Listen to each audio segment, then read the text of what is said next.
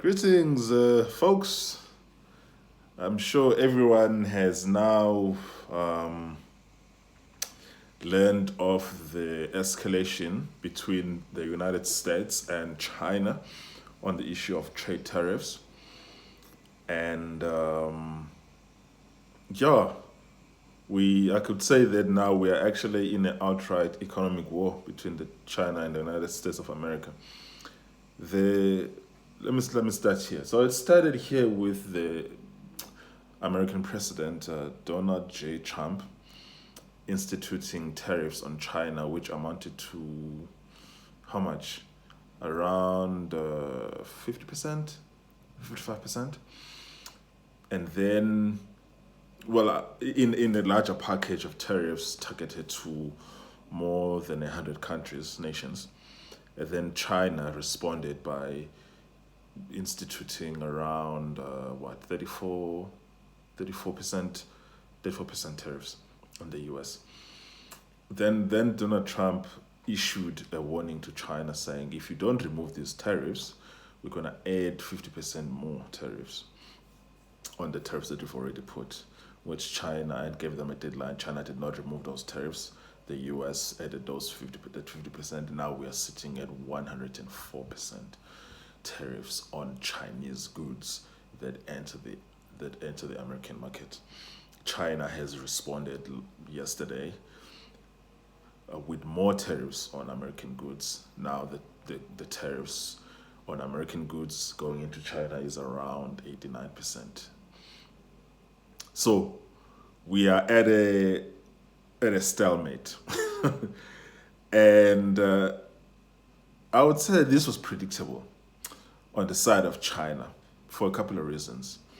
It was predictable because the Chinese government, being the autocratic regime that it is, where the only language that is understood by China is strength and force, but also being the only language that the Chinese, if you are in the Chinese Communist Party, you need to look like you are strong, or else you won't last very long. So it was very clear that Xi Jinping, in order for him, who already is struggling, there are reports coming out of China that he doesn't have control of the military anymore. While, I mean, you could still say he's the most powerful man in China, but he is having serious internal issues. The Chinese economy is also struggling. So he has to sort of show some sort of strength against the US to say, no, we won't be bullied. And I suppose if anyone can afford going on an economic war with the US, but not for long, it's China. So we're going to have this tit for tat for some time. I don't see it going on for long. I expect that China is going to fold like a camping chair within a couple of months, and they're going to send a delegation to negotiate. And then what's going to happen is that there will be a trade deal that's going to happen before the end of the year, or at least there will be dual statements being published by both nations that we are engaging in some sort of negotiation. They might have a temporary agreement in order for trade to continue while they are negotiating, because negotiations could take years, but trade has to happen while negotiations are happening. So they might just agree, that both parties might agree by around, I'd say anytime between June and September of this year, they might have some sort of temporary arrangement for trade to continue between them, and while they're negotiating. But because we all know that if there's no trade between China and the United States of America, that means that the global economy is not functioning. I mean, everybody knows that. But on this issue,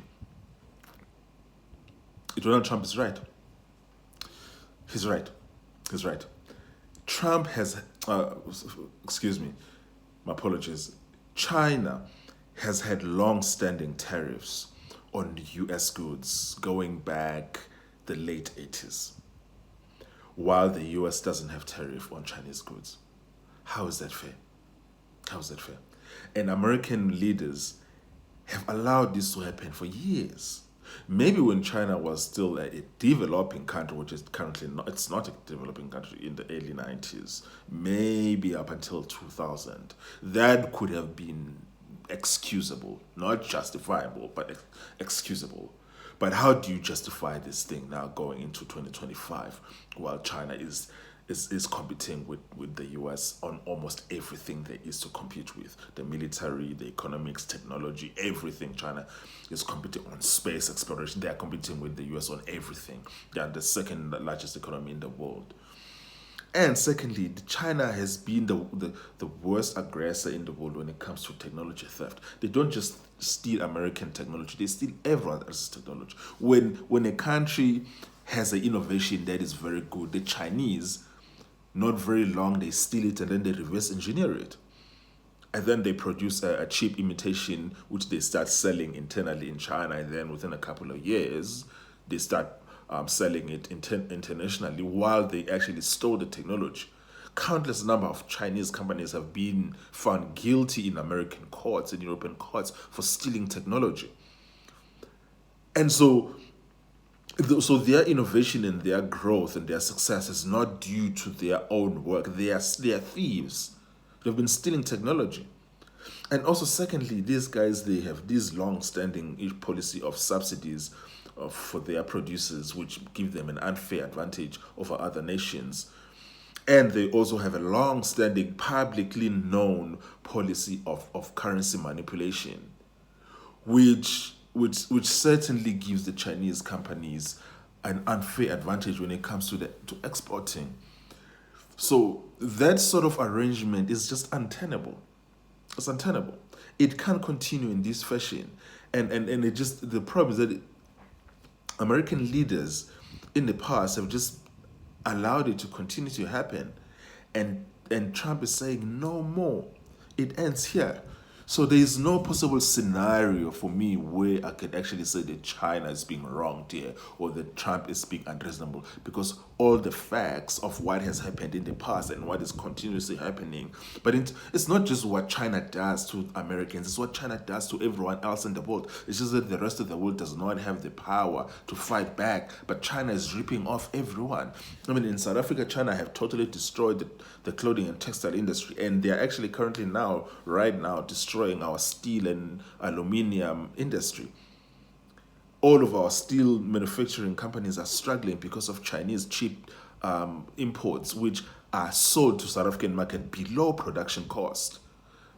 And so it's not as if the Chinese companies actually have a competitive advantage. They are selling their products to export markets at below production cost because they have these long-standing guarantees from the Chinese government that they'll protect them, and then they are driving out a competition, and then later on they can raise up.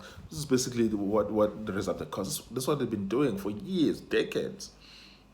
So, but what I expect in just regards to this issue between them and the United States right now is that they're gonna fold. Yeah, they're going to fold. I mean, I know that they're going to fold because they folded in 2018, 2019 when when Trump put some tariffs on some of their products, and then they folded. And so this time around, they will also fold. They are just the only country in the world maybe that can withstand the pressure and the pain for longer periods. But the question of whether they will fold or not is not a question. They will fold. And Trump is going to get another win. Yeah, but so that's really the long and short sum of this. If you really want to understand what China has been doing, a good place to start is to watch that. There's a speech that was made by then Vice President Mike Pence on technology theft by the Chinese. Just Google that speech. Mike Pence, Chinese technology theft. It's a 50-minute speech. It's extensive. Watch that. And if you also want to understand more about what's been happening, watch stuff that was produced by Peter Navarro in the past 20 years. Just Google Peter Navarro, Crouching Tiger.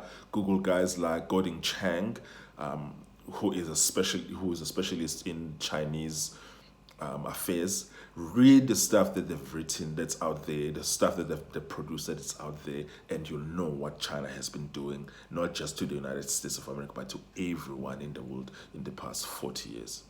And there's no possible scenario that anyone can convince me that Donald Trump is wrong on this. On the facts of the matter, Trump is right. And on the issue of going to war, economic war with China, economic war, clarity necessary there, I support him. And most Americans will support this position. They might not support the tariffs on Mexico and Canada and the EU, even though they are also well justified. But on China in particular, there's no way that he's not going to get support, bipartisan support, because of all the crimes that China has committed against the United States, economic crimes in the past 40 years. Basically, America has made China rich. That's basically what has happened. Because these people, they steal. They steal your technology, they steal your innovations, they reverse engineer them. I mean, come on, guys. Come on, it can't continue. Shut. See you on the next one.